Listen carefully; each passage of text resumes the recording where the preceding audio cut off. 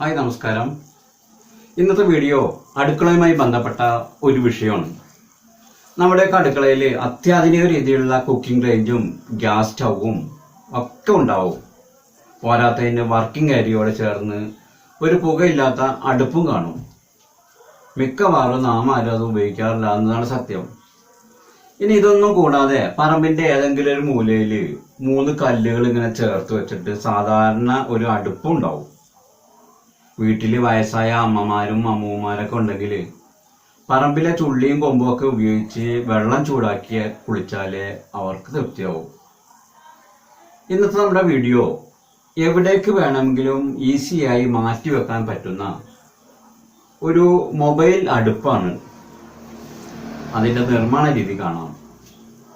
Video കണ്ടതിന് ശേഷം നിങ്ങളുടെ സുഹൃത്തുക്കൾക്ക് ഷെയർ ചെയ്യാൻ മറക്കരുത്.